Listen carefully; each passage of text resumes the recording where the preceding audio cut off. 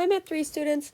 So today we're going to be going over kind of interpreting graphs and being able to understand inputs and outputs and how that's kind of shown in different contexts. All right.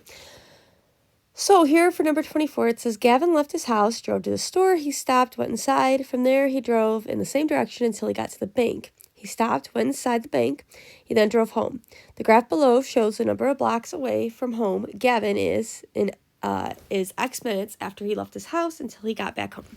So we can see that Gavin leaves. He's at his house. He leaves his house, and this is showing the distance, how far he is from his house. So he gets further from his house, and then he stops for a little bit.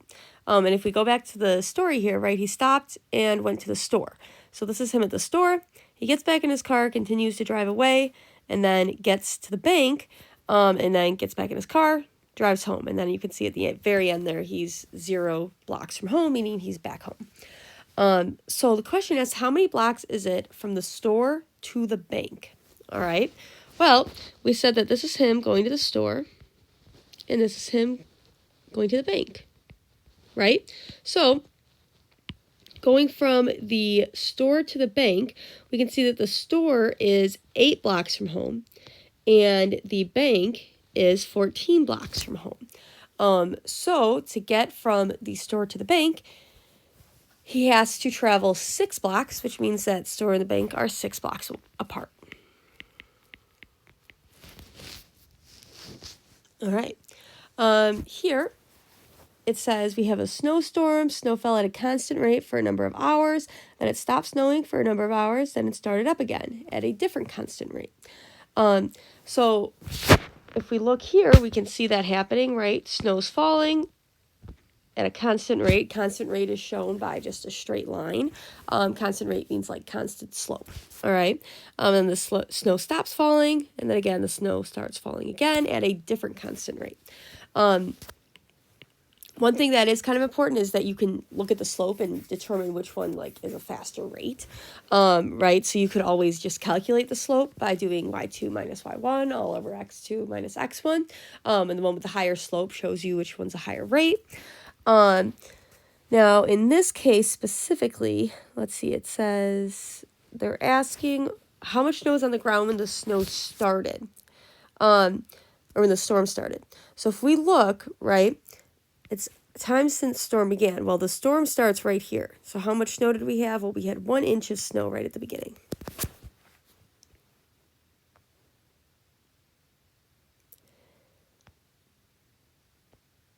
All right. Okay, so this is another, this is one that kind of refers to that rate that I was talking about here. Okay, so it says one spring day, Jordan noted the time of day, the temperature in degrees, one spring day, Jordan noted the time of day and the temperature in degrees Fahrenheit. During that time, the temperature rose, stayed steady, fell at different rates. On the set of axes below, Jordan created a graph of temperature over time. So which of the following statements is true about the temperature at 8 p.m.? All right. So first off, we have to make sure we look at the graph, make sure we can determine where 8 p.m. falls. So we have 6 a.m. to noon, 6 p.m. to midnight. So let's see, we've got 1, 2, 3, 4, 5, 6. All right, so we can see that the units are just 1 each, right? So if we're trying to get to 8 p.m., we're going to go to 6 p.m., we got 7 p.m., and then 8 p.m. is going to be right here. All right, so that is our point of interest here. And it's, if you look at the options here, all of these are talking about rate, okay? Rate is like a change over time. Specifically, you could think of a rate as like the slope at that point. And as you can see, here we have a straight line, and we can see that the line's decreasing, right? So if we think about what's happening with the temperature, we could definitely say that the temperature is going to be dropping, right? So we could knock out B and D. And we have to go through and actually calculate the slope here, right? We want to know, is it dropping 1 degree every 2 hours, 2 degrees every 1 hour? So you could, if you're able to kind of look at the graph and figure it out without using slope formula, that's perfectly fine. But I'm going to show you how to use slope formula because as the graphs get more complicated, in my opinion, slope formula kind of helps you, navigate that. All right, so I would just kind of pick 2 good points on this specific linear portion of the graph, right? You don't want to like pick a point over here because it's obviously got a different rate than it does at this portion of the graph. So we have 6 comma and then 64, and then here we've got 9 comma 51, 55, 56, 57, 58. So 9, 58. So we could calculate the slope of this line. And we could have used any point, right? We could have used like this point here. We could have used this point here. I just picked the 2 nice endpoints. The slope formula is y2 minus y1 all over x2 minus x1. So we end up with, actually I'll label them, x1, y1, x2, y2. So let's just do 58 minus 64. Oh, actually, no, the way that I labeled them, I should have done them like this. 64 minus 58, and then we've got 6 minus 9, so we get negative 3, and 64 minus 58 gives us 6. So we end up with 6 divided by negative 3, which gives us a negative 2.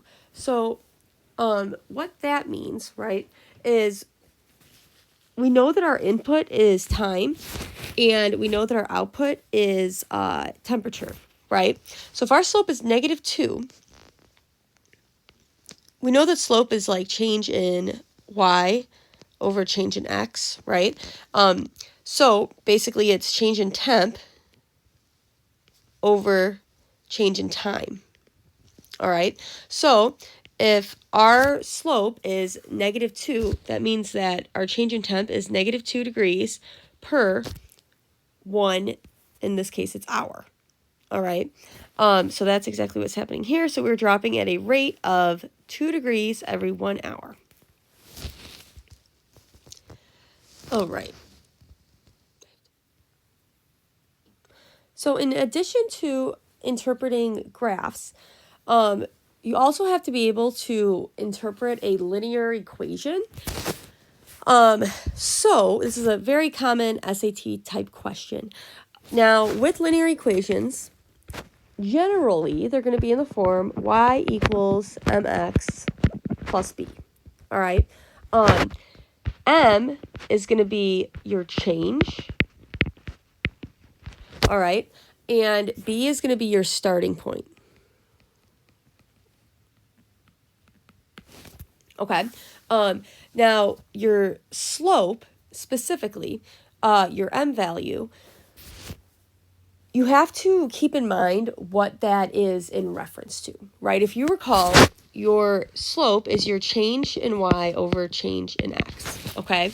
And what this means is that your slope is going to be how much y is going to change for every x value, okay? So keep that in mind because they do ask you to kind of interpret what that value means a lot. All right. So if we go here, we've got Aiden signed up for a streaming service where there's a fixed cost for monthly membership and a cost per song download. His total cost per month is given by the equation C equals 2.99 plus 1.75x, where x represents the total number of songs he downloads, and C represents the total cost in dollars and cents. What could the number 299 represent in this equation? So if we look here, we know that his total cost is going to be $2.99 plus $1.75 for every song he's downloading, right? So if we compare that to this y equals mx plus b here, our $2.99 is our y-intercept, okay? And the 1.75 is our slope, all right? Now, if we look at our options, right? It says the $2.99 represents the cost to download 100 songs. The base cost of the streaming service per month, the change in the total cost for every one additional download, or the total cost per month assuming one song is downloaded. So here, that $2.99 is going to represent the starting point or the base cost, right? Even if he doesn't download a single song this month, it's still going to cost him $2.99 to have the service. So that is going to be our base cost of the streaming service per month here. Right, and if you kind of visualize what this would look like on a graph, right, it would start here, right, at $2.99, and then for each song they download, it's going to go up $1.75, right? So like 1 download, 2 downloads, 3 downloads, and so on. So that $2.99 there just represents how much you're paying right off the bat. All right. Number 28. It says, Henry is ordering a taxi from an online service. He has to pay a flat charge just to order the taxi and then has to pay per mile. Depending on how far he travels, he wrote an equation to represent his total cost. Y equals 4 plus 1.7x, where x represents the total cost in dollars and cents, and x represents the total number of miles he travels.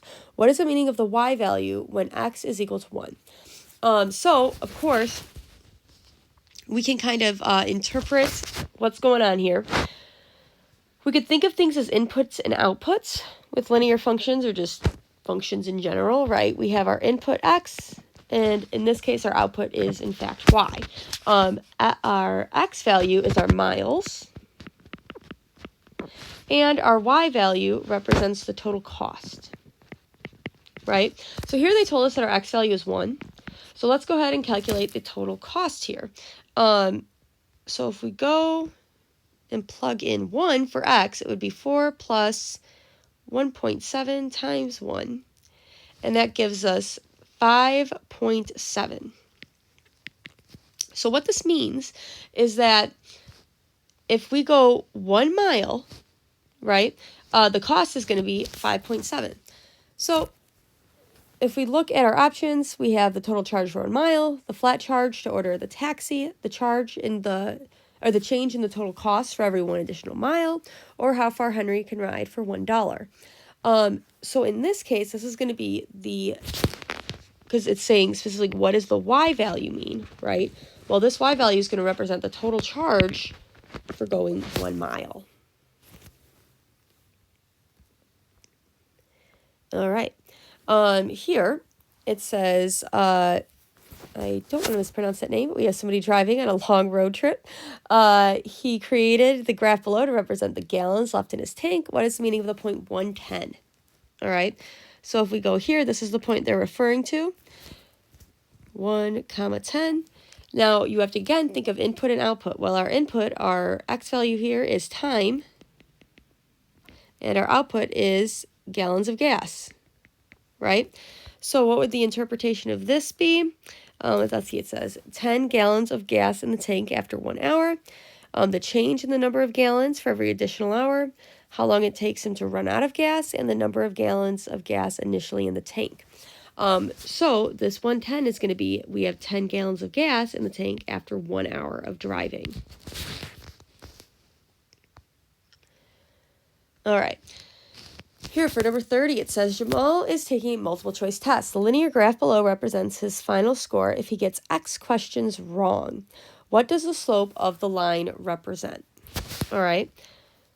So if we look, right, for each question he's getting wrong, we can see that the value of his score in points is going down.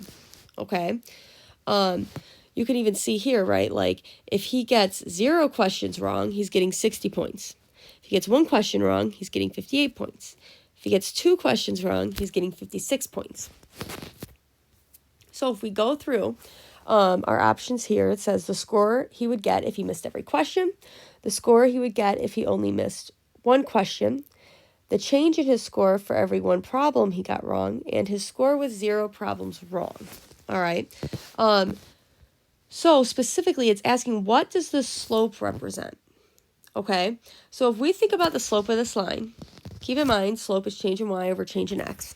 We can see that this slope is going down 2 every time the x value is going up 1, right? So it's like our change in y is -2 when our change in x is 1. So our slope is -2.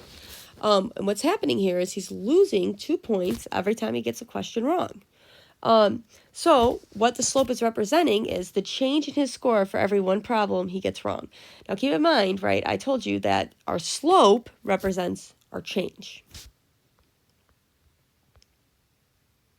All right.